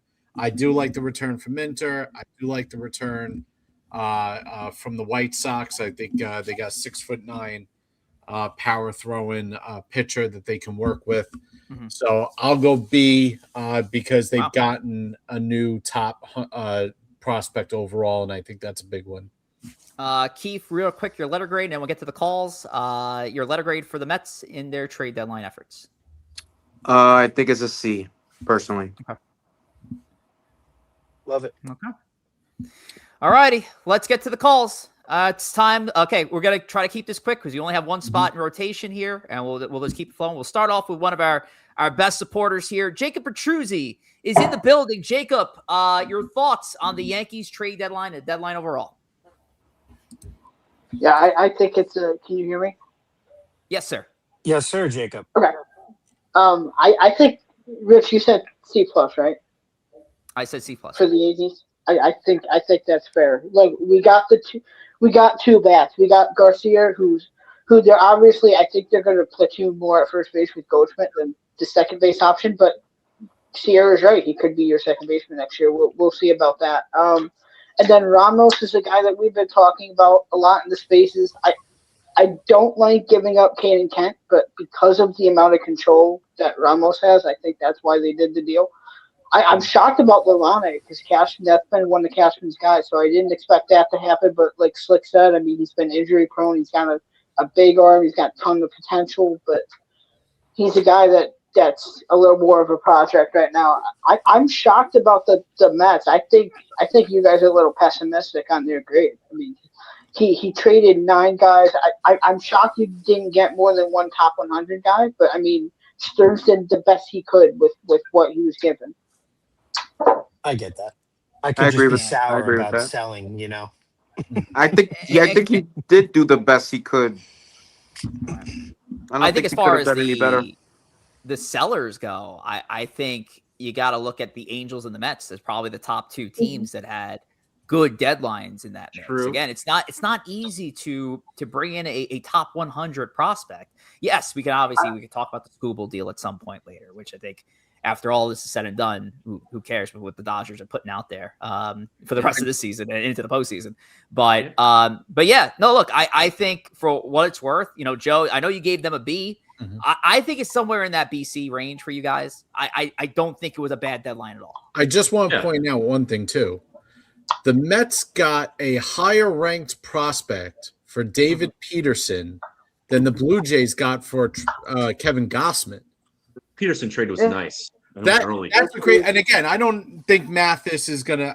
He's got injury history, and there's negatives to him. I'm not saying there's not, but if you think about it and go by the rankings, the Mets got a higher prospect for David Peterson about a month ago than Toronto got for Gossman. So that's I think the Cubs are an underrated winner because if you add that Peterson deal, you get Holmes. Mm-hmm. You get Holmes and Taylor, and I know they were supposed to get Detmers at one point. I guess that fell through, but I mean overall, they got what they needed, and they gave up some big pieces. I mean Ballesteros has been a mainstay in that lineup for a while, but I mean they got some really good guys. Tyrone Taylor looks really good, and you could put Holmes independent in October. Damn right, Jacob. Damn right, he looks good. Oh, Jacob singing the praises of the New York Mets and what they've done at the deadline. Jacob, thank you very much for your call. We're going to keep things moving because we have a lot of callers still going here. So really do appreciate you, buddy. Have a go one. And let's add Yankees Stink. I don't know who Yankees Stink is, and maybe I'm taking a chance here. Well, let's see what Yankees Stink has to say on the Yankees trade deadline. Go ahead. No? I guess we're due for one of those. I don't hear anything. Oh, it's Chris. Oh yeah, I can't. Oh, hear it's you. Chris Nieves. What does it say? It's a Yankee Stink. Can we wind that out? There you go. There you go. That's very it. good, Chris. What else do I gotta do I gotta talk? Now listen. I will say sorry, too. Boys. Let me run through my house real quick. I gotta say this. I thought John Boy made a great point, and not to shout out other programs, but I thought he made a great point, and this is what pisses me off, and this is why I'm not going to say C. This is why I'm going to give him a D minus, maybe an F. Your 6, 7, 8, 9 hitters are still going to be a combination of Volpe, Caballero, Wells, and McMahon. It's horrible. So, and the way he worded it, that's why I wanted to take it, was so perfect. That's your fire starter for the opposing pitcher. That's your fire starter right there. He goes to that right there, that's 6, 7, 8, 9, and just has 3 or 4 strikeouts in a row. Now he's hyped. He's got all the momentum in the world to go through 1, 2, 3 the next inning, and then 4, 5, and then like it just leads to the. We still have the darkest black hole I've ever seen in sports after a trade deadline. Knowing what you needed, there was plenty of catchers that were moved, whether they were sexy, whether they were better. They were better than Wells. That's what it comes down to. Volpe shouldn't be a starter. McMahon should, like that combination. I would take 1 or 2 of those guys out of the 4. But the fact that all 4 are still going to be an integral part of this season and these playoffs that are coming up, it's disgusting. It's disgusting. Yeah. So I'm sorry. Garcia, great. Blubber Boy that just came from San Fran might be solid. But unless we get Stanton, Belly, Judge, right, and those performing at their highest levels on top of Garcia performing at his highest, Ramos performing at his highest, maybe a good Grisham, a better Jazz. It's too much. You're asking too much of so many different people, bro. 6, 7, 8, 9 is still Caballero, Volpe, McMahon, and Wells. I rest my case. Knicks won the championship. You heard?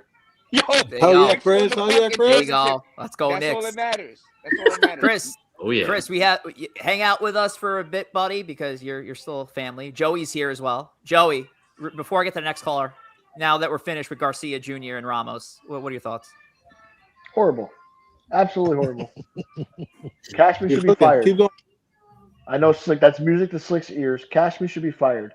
He came into the deadline and said his number 1 priority was a catcher, and guess what he did not do? No catcher. Yep. He did not get a catcher. He did not. Congratulations, Slick. Very smart man. He did not get a catcher.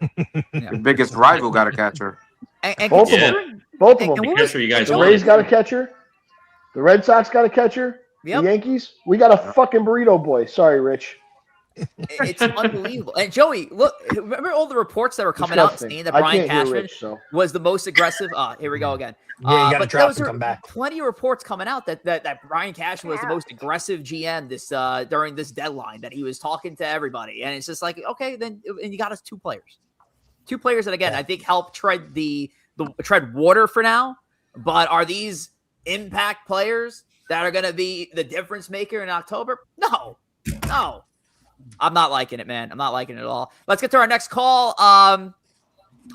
Okay, everybody get your tinfoil hats on. It's my co-host now on Monday. I came back for this. LI. Goodness, what are we LI. Keep it. Oh, LI's gone. No, bring him back. Gone. I clicked him and he left. All right, Bring good. him back. Wow. The Even hitman. better. But we're gonna get the hitman, who's it's certainly an upgrade over LI here. Hitman, your thoughts on the Yankees trade deadline, the deadline overall? Take it away. What a All I'm gonna say is didn't do enough. We needed a catcher. They did not come through with a catcher. We're stuck with Austin Wells. I am not happy. Then they trade bullpen arms, and we couldn't even get a bullpen arm. It's ridiculous. Would you have taken Alvarez? Hell yeah, I would have taken Alvarez. They're all taking him. Yeah. Absolutely. Alvarez and Weaver would have fit so many. Knowing what I know, now seeing the teams that upgraded around us at the catcher position, absolutely would have taken Alvarez. I would have had the Yankees give us call ERC, Swift KEEF, to come up and catch for us. I think the biggest thing is I'm just not happy. Henry, how you traded. gentlemen doing today? And lady. Doing great. I think the Marlins Good. trade is the biggest missed opportunity for the Yankees. That's a trade they could have made. That prospect capital they But could. yeah, that's all I can say. I'm not really much I can say now. Don't want to curse. Don't want to flip. We're definitely having some audio issues. Hitman, I appreciate you, man. Thanks for coming up. We'll talk to you soon. Joe, do you want to Love you, Hitman. Yeah, I think the Hicks trade is one that the Yankees could have been in on. He got traded for low-end prospects. I think the Yankees could have offered something better there. They could have gotten themselves a catcher with multiple years of control, even though he's not a great catcher. He's good offensively. He's having a really good year. I think that one, the Rushman thing, I don't think they were ever going to go to that kind of prospect. I think the Hicks thing is going to be the one that you're going to miss out, that they missed out on. If he was available, which he was, they could have been in on. All right. Yep. Crazy stuff. Everybody gets better in that department. And the Yankees, who had the arguably the worst offense out of that position, don't upgrade the catcher position. Crazy. 900 people in the building, by the way. Shout out to everybody in here. Make sure to like the stream. Make sure to give us a subscribe if you haven't already. It'll really help us. Very successful trade deadline show, I'd say. I know we have some time left to go till 7. But we're still rocking here. Really do appreciate everybody who's coming up and talking. LI is back, and let's hear from LI. So let's go with it. LI, you only have a couple minutes, so go ahead. Let's hear it. You can't hear me? Yeah, LI, the floor is yours. Okay, I literally can't hear anything. What the? Someone talking? All right, we lost LI. Even better. He can't hear anything. We can't hear him. So we're gonna get to the next caller, and we're gonna throw it to Lauren. Lauren, check it in. What's going on? What's going on, Lauren? Hi, how are you? What's happening? Can you hear me? Let's hear it. We can hear you. Okay, so I'm so disappointed in this trade deadline. If I have to watch Austin Wells one more at bat, I'm going to throw up. Like, how do you have a catcher batting 163? I'm just very disappointed. I'd rather have 55-year-old Jorge Posada there. I just don't know. I'm very disappointed. So it's just, I don't know with the bottom of this lineup what's going to happen, going forward. But we'll see what happens with our new additions. Brian Cashman's a fraud. Cook. Low win. Yeah, I mean the catching positions. It's that seems to be the debate now across all Yankee fans. Why didn't they acquire a catcher? Ultimately, we'll see what happens. Again, we said it a couple minutes ago. I think Alvarez and Weaver, some sort of package, would have made all the difference for the Yankees. It was such a perfect fit. Would have been a nice prospect haul for the Mets too. But we'll see. We'll see if it comes back to bite them, and we'll see if it means Ben Rice will be getting some time at catcher. TBD on that though. Yeah, we're having a little audio trouble here. You good there, boss? I'm good now, I think. Do you guys hear me? Because I was like, Yep, you're good. I was back and forth and hearing everybody in here. So awesome. All right, we're good. Lauren's here, and I know. Yeah, we just mentioned the bottom half of this Yankees order. Again, the two spots, the two guys he traded for, not a cure-all. These are guys at the end of the day are going to help bolster the lineup that currently is. I'm curious what this team's going to look like come September. And if this was a move that the Yankees planned on making as an emergency to the idea of Judge not being there and Stanton not being there, the Yankees need to do much more than what they did today. You can't replace that type of offense. And at this point, we're just kind of running into a team that will probably run into a few wins in August, a couple wins in September, but it looks like as we're getting closer, they're going to be in Fenway Park in the AL wildcard series in a 3-game set, and that is not going to be a good look for the New York Yankees whatsoever. Lauren, do you have any other parting comments before I go to the next caller? I lost Lauren? We lost Lauren. I think so. I can't hear. We lost Lauren. Okay. All right, LI, the floor is yours, sir. Let's hear it. Hell yeah. All right. Can we hear? I can't hear you. Fuck. All right. I can hear you. All right, cool. But this Yankee deadline, I went from a D to an F. Ugly brother. Because you went from, oh, hey, we need you gotta shave, bro. A little bit of bullpen help, and we should be good. We got Heliot Ramos, okay. But I'll get to Heliot Ramos in a second. We acquired Luis Garcia, who just hustles out first base and DH for no apparent reason. I don't know why. But Zoom in, please, Rich. Sorry, continue. You want to zoom in? What? Yeah, bro. Like a predator and TJ Maxx. But with the Luis, or not the Luis. How to catch a predator on ESB right here. I have a bit of a fear in my gut. I have a bit. I can't even get it off. But you're good, buddy. Go ahead. Great take, though, bud. With the Heliot Ramos, I have a little gut feeling that it's like Judge is injured worse than they're letting on. Because why did you go for the long term, who's under control for 3 more seasons, instead of just going to Queens and getting Luis Robert and going, all right, Judge will be back in 27. Yeah. That so you wanted them to go get an injury-prone outfielder? Well, not. Not like a Luis Robert, like a I'm just 1 year, asking. like a free agent to be. I didn't know any other name besides Luis Robert. But a guy in that realm where it's like a 1 year Just deal. let him go forever. Yo, KEEF had Just me let him dying. go. But Oh, I love you, Li. But with Heliot Ramos, I'm fearing that Judge is possibly going under the knife for surgery. You're hearing from who, Li? That'd be From your worst case. No, I'm not. No, I'm You not hearing from anybody. wrong. I'm getting a feeling because why go for Heliot Ramos, who's a three extra years of control, when you got Judge you want to still play, Bellinger. I get it if they want. Okay, Bellinger's a free agent after 27. Boom, your replacement. But I'm not looking at Bellinger. I'm looking at Judge. It's interesting. You know, if we'll see what ends up happening with Judge. I know so far it's taken a while, and there's a lot of rumors about surgery and whether or not he's out. If we'll see what happens. I hope what you said from a Yankee standpoint. I hope it doesn't come true, Li. But we'll see if Judge is ultimately under the knife, and if so, did the Yankees do enough? TBD if they did enough. You know what? You need no. to be under the scissor, I think the Li. biggest thing is not getting a Get a catcher, haircut, right? Like, please. Yeah, you gotta shave that LI. beard too. Well, we LI, appreciate your contribution, Li. Thank you. I appreciate your call, Li. Take care, buddy. Oh, Jesus Christ. He hears voices in his head. That's basically what he was just telling me. I can't do it, man. I can't do it. That's my host, by the way, now on Mondays, ESB NYY. That's your 1 fault. 1 p.m. You Eastern did time. that. Kids, don't do drugs and don't take bad bets. And Guys, that's, oh my God. CK in and the that's building. CK's in the building. All right, let's get CK. Lay off the button, Joe. I got him. CK, what's going on, my friend? Your thoughts on the Yankees trade deadline?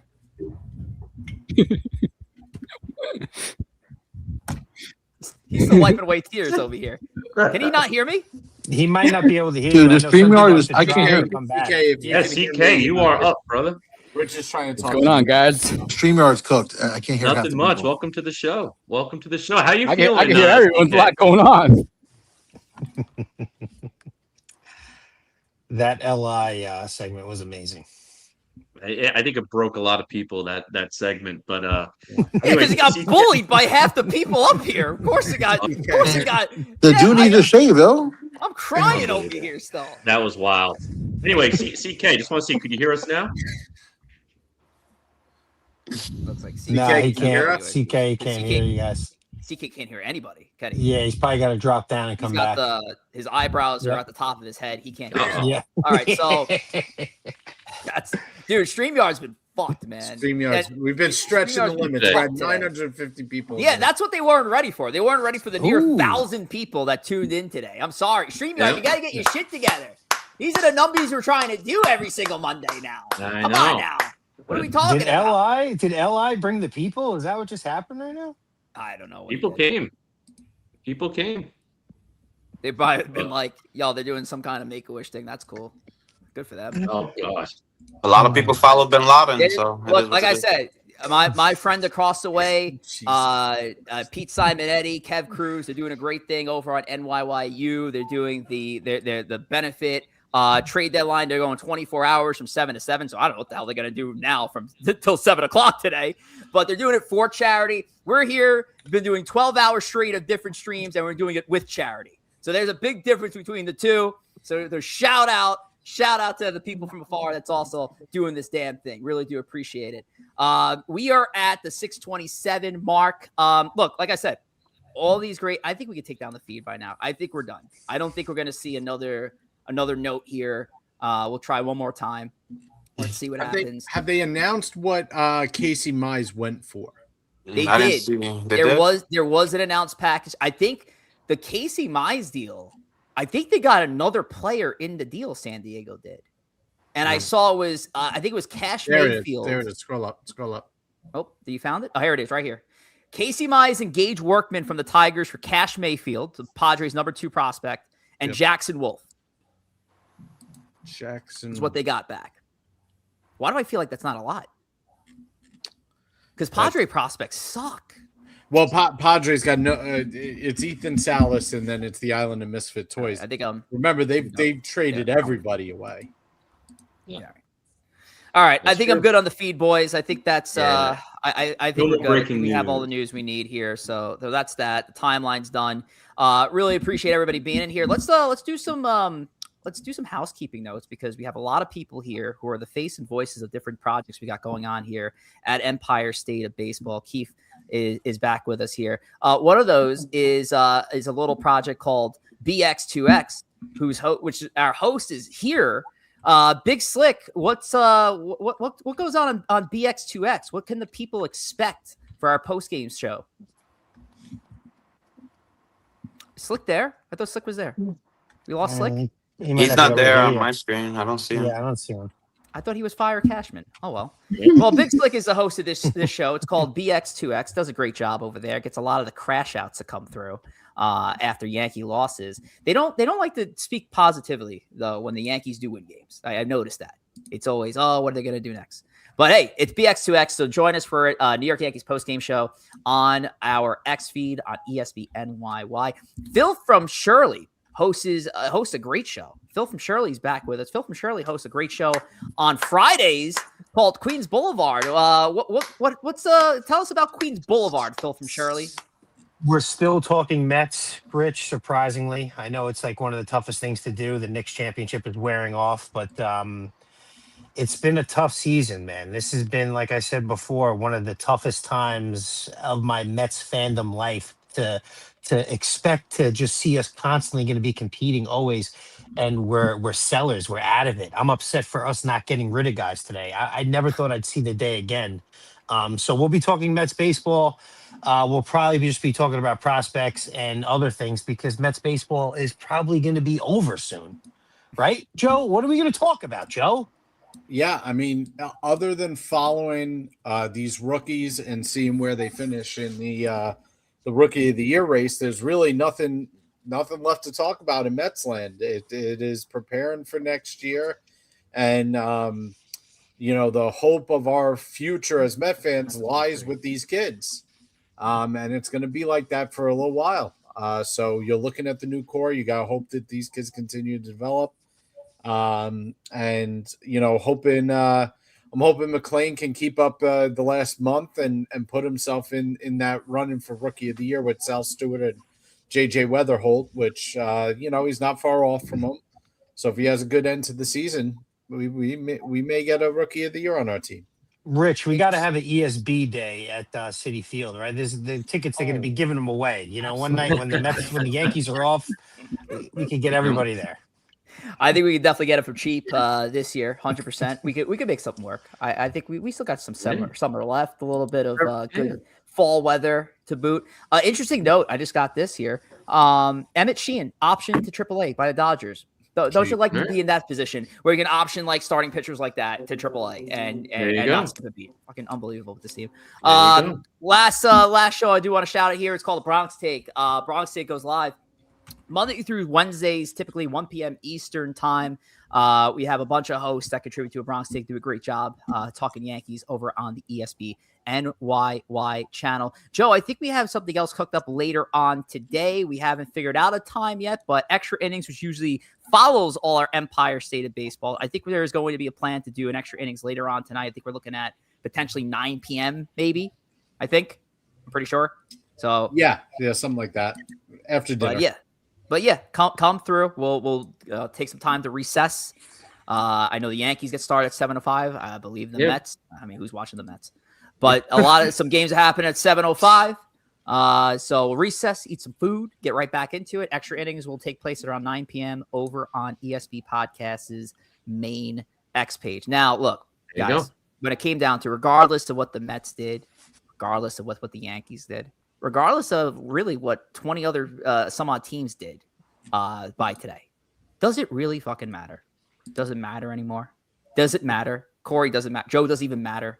Because when this trade happened the other night, I don't think anything mattered. I don't think anything mattered. And I tell you what, I will give some teams a lot of credit, especially the teams like the Cubs, even teams like the Padres that are in division, the Phillies even, that are still giving it the old college try, made a lot of aggressive moves over the last 24 hours to try to compete with what the Dodgers are about to be. But Corey Favs, we'll take it around the room here. Yeah. Again, I asked the question, does it even matter anymore? I mean, listen, it's baseball, so anything could happen. But again, I blame, and I said it before, I blame the other 29 teams in the league for not trying to be aggressive and not trying to make a deal here, especially those cusp teams or the teams that right now are a playoff team. They should have went all in, and they could have made a better deal. Granted, okay, you gave up the number 25 overall prospect, great. The number 68 overall prospect, great. It should have been a little bit of a higher return, and it should have been to another team. Shame on the other teams. I'm not going to be mad at the Dodgers. The Dodgers do what the Dodgers do, is try to win. I blame the other teams for not following suit. And again, it's baseball. Anything could happen. But really, I think the question now is, if your division rival is playing the Dodgers, are you rooting for the Dodgers or your division rival, whether it's in the playoff series or the World Series itself? So TBD. I hate it for baseball. I don't hate the Dodgers for it. I blame the other teams for not being aggressive. Keefe, I know you're in and out, so I'll get to you real quick before we lose you again. Let's talk about it. Scooble to the Dodgers. The efforts of other teams, does even matter at this point? I mean, good on the team still trying, right? Give them a lot of bit of respect for trying to make their team a lot more stronger the best way they can. But in reality, I just don't think anyone's stopping that team from the 3-peat. And you know what? Kudos to them, because that's what you guys used to be. You guys used to tell everybody, we don't give a F about anything. We want to win. We'll go get the best player. We don't care what it costs, and we'll do it. And that's the Dodgers now. And the Dodgers are doing it at a higher level that no one's ever seen. So kudos to them. It sucks. It sucks that the rest of the league, they bend over like this. But to the teams like today, the Guardians, man, this is like the most I've ever seen them aggressive. And I really to me, they're my favorite trade deadline team. Kudos to a team like that that's trying, But it's very unfortunate. But it is what it is. Hopefully, maybe some team strikes luck the way Toronto did, and they could push them to a Game 7. But I just think unless something unforeseen happens, it's the Dodgers going to have their dynasty. But kudos to the team still trying. You can't knock a team for trying to get their team better. Correct. Absolutely. It didn't stop them. And now I think there was a fear of mine. I was like, our teams are just not going to care to improve now with what's funny? I'll be quick.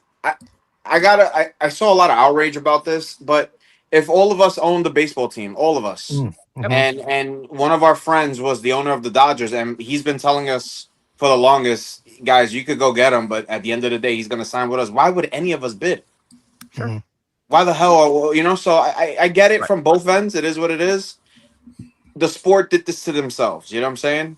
This started a very long time ago when we deferred payments of absurd amount of money. So it is what it is. I hope and pray we got a really good postseason. And you know what? Good luck to you guys. You guys are still fighting for a spot, but it's gonna be tough to take those boys out. It's gonna be tough. I hope he turns into Ted Lilly. Honestly.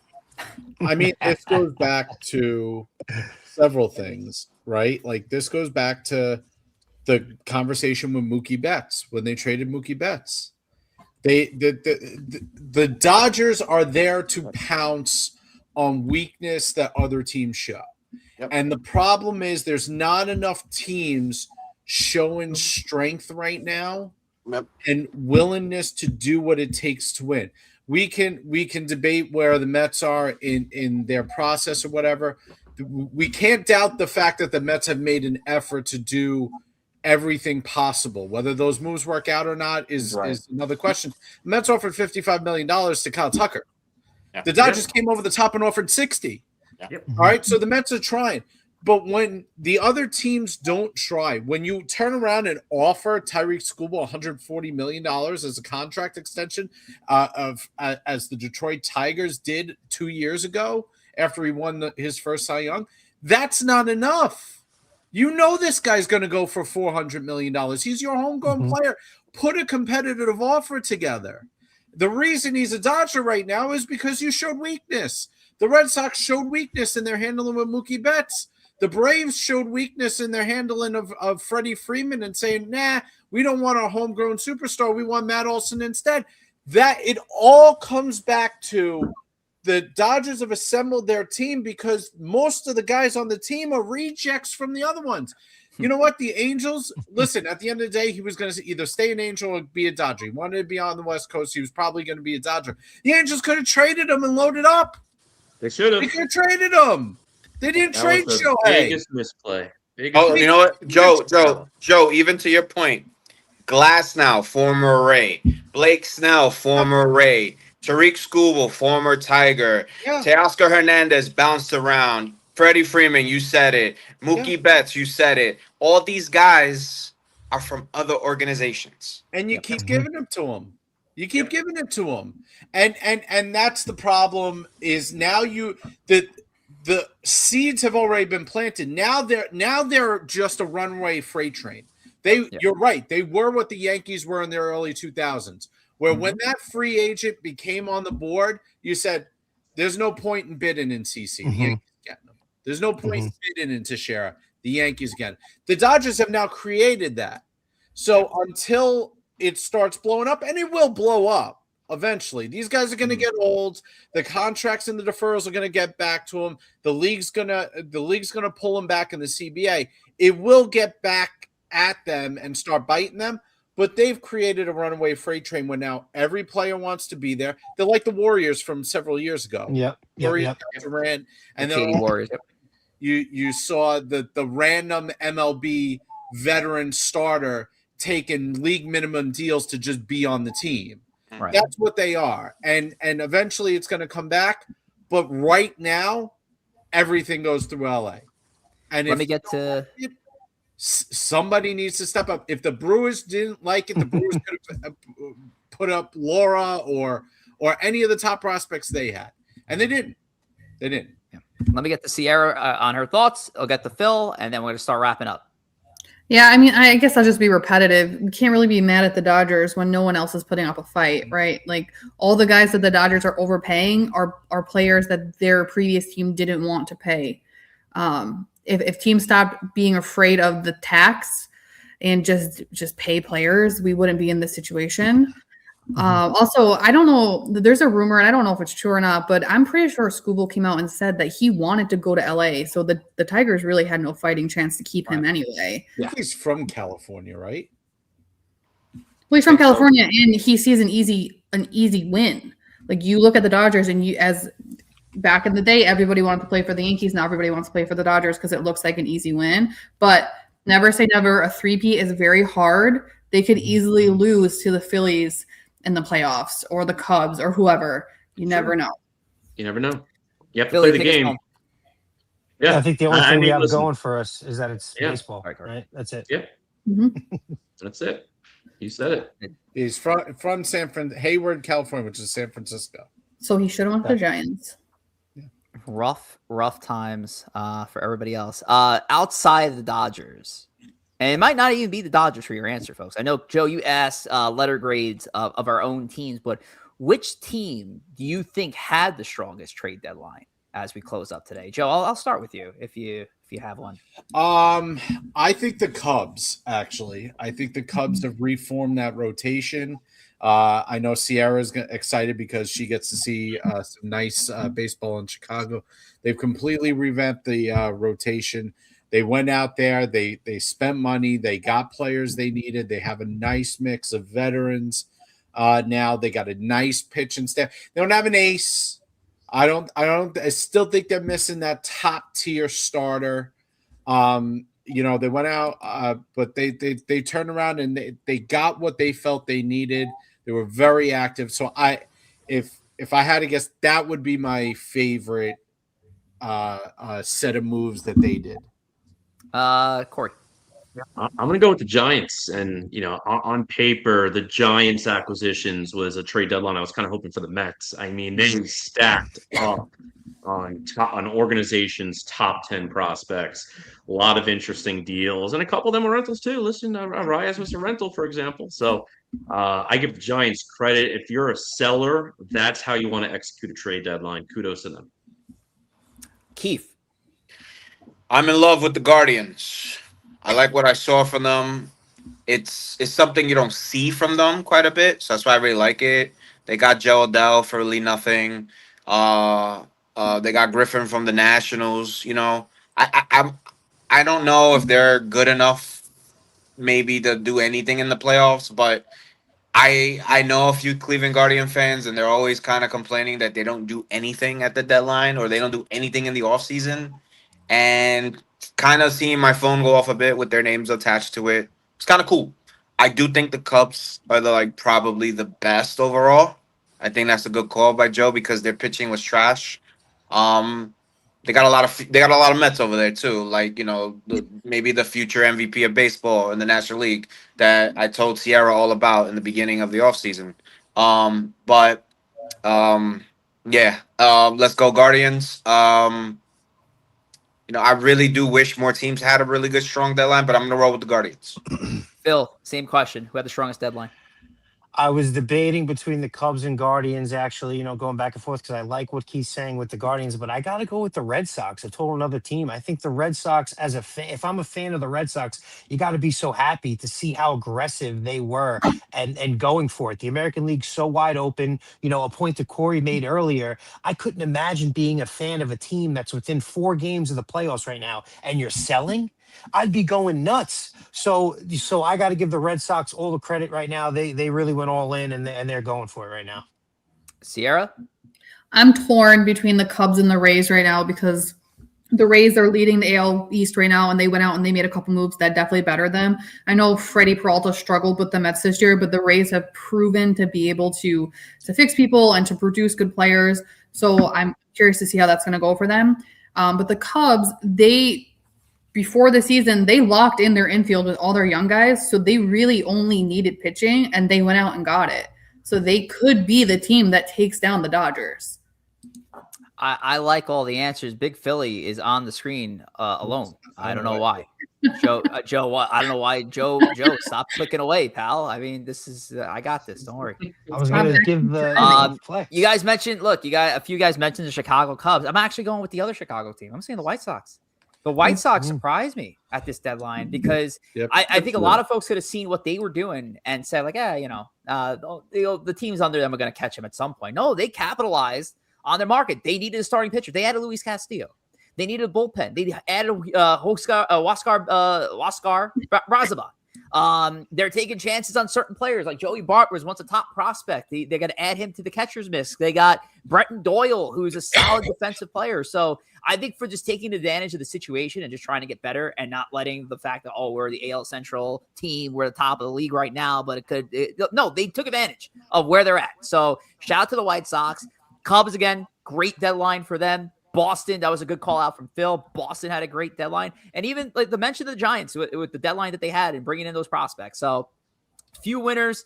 I can tell you right now, the biggest loser, and I guess we'll end with this question. Biggest loser of the deadline, and I'm going to start us off. It is my New York Yankees. New York Yankees are the biggest loser of this trade deadline. Again, with an American League that I think even with the team you currently have, that is still in front of you and that you can still take advantage of and pick up a lot of games.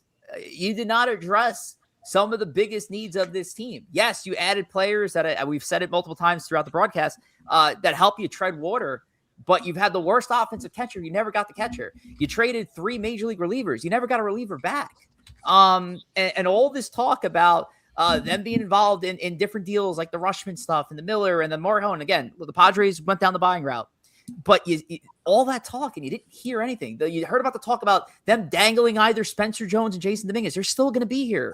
So I think the corresponding move that needs to be made now is that we got to see George Lombard up on the major league level soon over the next couple of weeks.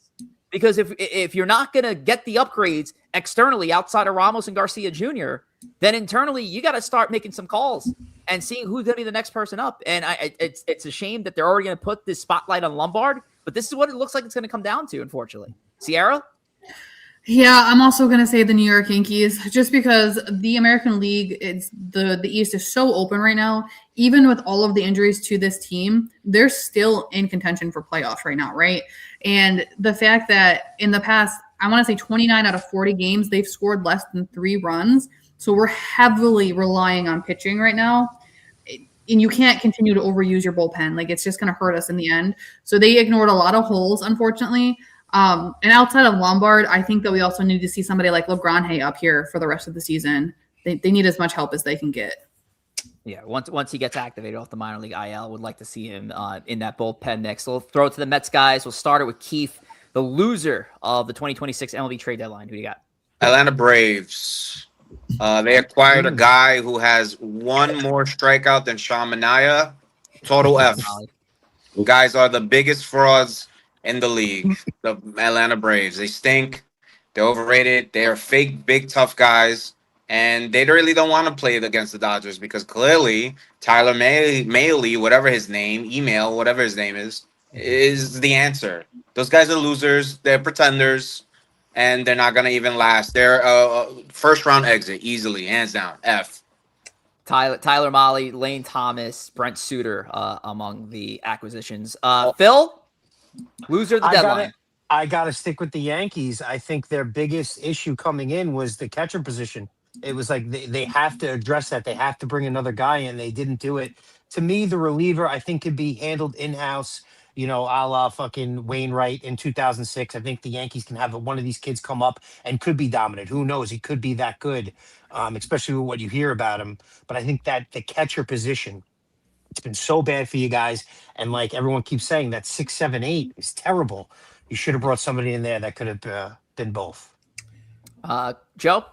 Yeah, this is tough because I got 3 teams right here that were caught in no man's land.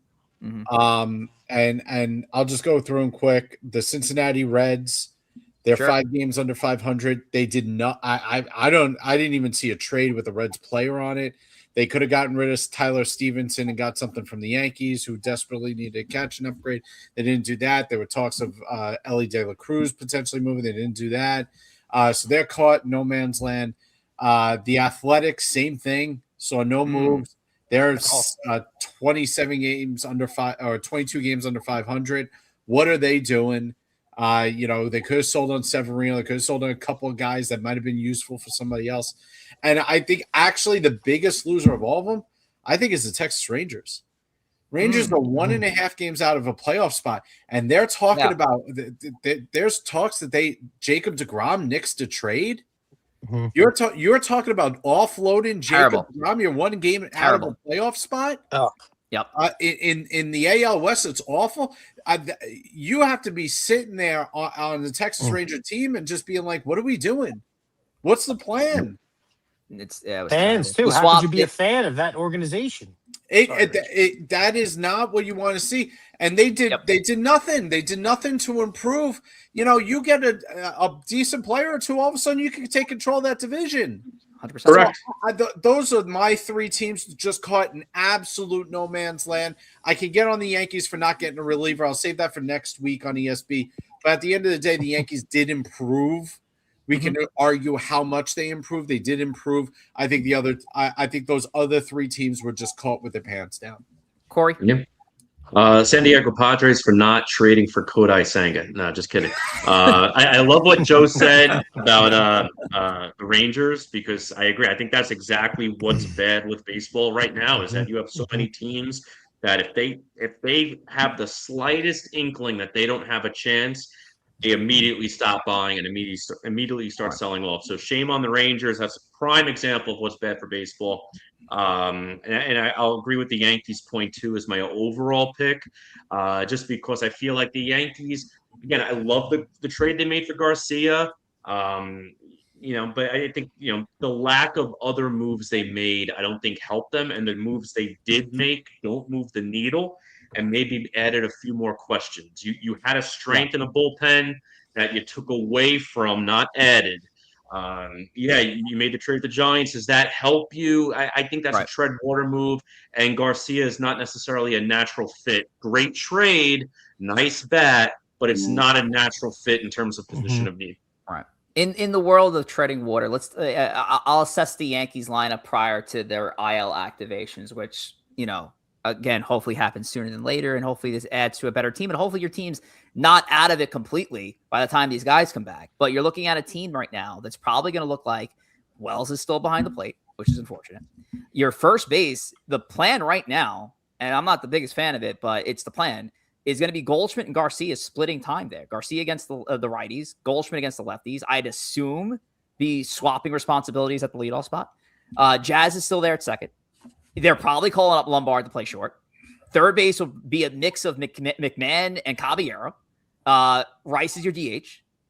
And your outfield is Ramos for sure, Grisham for sure, and probably some kind of platoon of Dominguez and Spencer Jones. Now, there's a lot of X factors there, Joe. There's a lot of X factors in there because it could go one way where it's looking promising for this team and you could tread water in a positive. But to me, there's also a lot of risk on that team. And there's a lot of guys. There's a lot of swing and miss. There's some bad defense. So these are tread water moves. But where is this team going to be by the time we see guys coming off the IL? It was so strange in terms of fits because, listen, Garcia's a bad first option. He's not a great fielder. He's not good at second base. But you got a guy who was technically leading the league in slugging percentage in the NL, surprisingly, which seems like an oddity. And now all of a sudden you bring him over to the Yankees, you tell him everybody he's going to be a platoon player. Yeah. You usually don't trade for a guy with 23 home runs and leading the league in slugging, and all of a sudden he's a platoon player. That's a weird fit. There's talks about Ben Rice being moving to catcher, which maybe that's the answer to that catcher. I am one to say that is a mistake. It was just to be fair, it was a Jim Bowden report that was shot down by Jack Hurd. Okay. So I would not ever put that kind of bat at catcher willingly. I think that will disrupt it.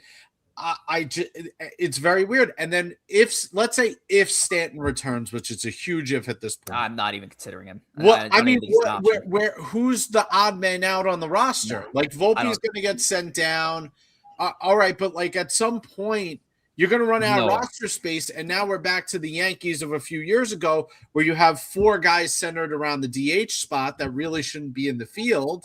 And if Judge comes back and he needs times at DH, then you're really in a mess. So they're odd fits.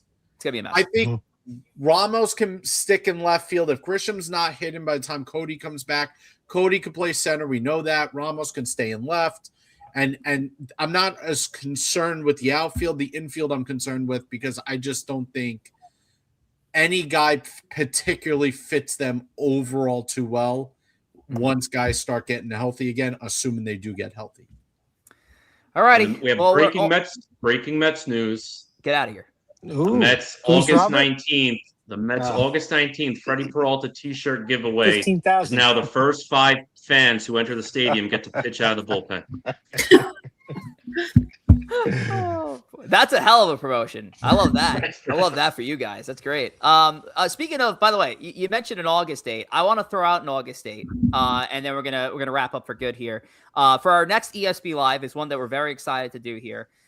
It's going to be, once again, another watch party. We'll be live at City Fades Barbershop in SMP. I know Corey and I will be back in the broadcast booth, hopefully being joined by the rest of the Monday cast. And honestly, any of you guys, really, anybody in the ESB community, anybody who's an ESB employee wants to join us here for our Subway Series watch party. Again, City Fades Barbershop in SMP, taking place on September the 11th, 2026, a day of remembrance. And 25 years later, still a day we will never forget in not only New York history, but American history.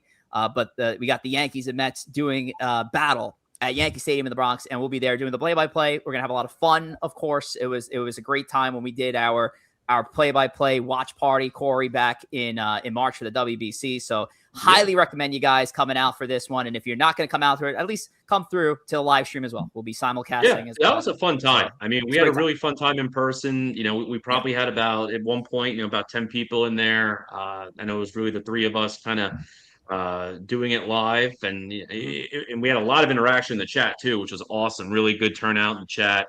Definitely come through, like Rich said, either in person or follow us online, interact with us through YouTube or Twitter.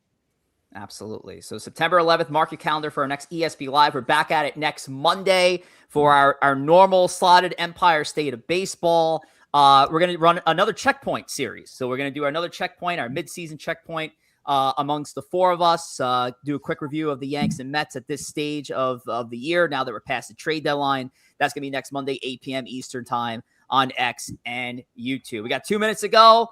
So let's start wrapping this up and get your last licks, your final words. And ladies first, Ciarra, we'll start with you. Final thoughts and any words for the crowd?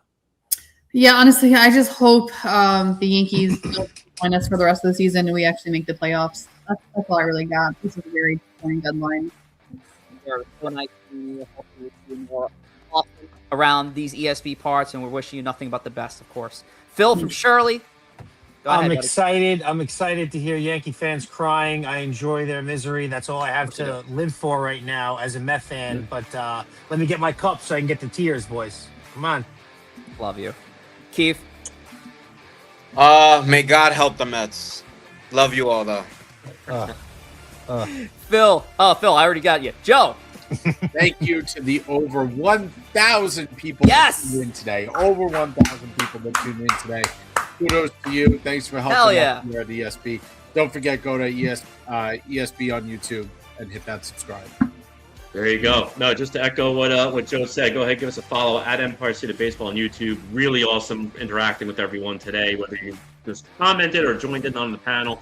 But yeah, listen. Looking forward to driving down Queens Boulevard this Friday. Should be a good conversation about the Mets, see how the roster shaked out after this deadline. Looking forward to our next live event in September at City Fades Barbershop, like Rich mentioned before. And looking forward for this baseball season to be over because it has been a bad one for the New York Fresh Politics. Thank you, Corey. And thank all of you again. Joe mentioned it. Over 1,000 people joined in from X and YouTube. Really do appreciate you all. And that's it. 2026 trade deadline's a wrap, people. We'll do it again next year. But for now, we'll see you on the other ESB streets. Mondays at 8 and all the other shows in between. Take care.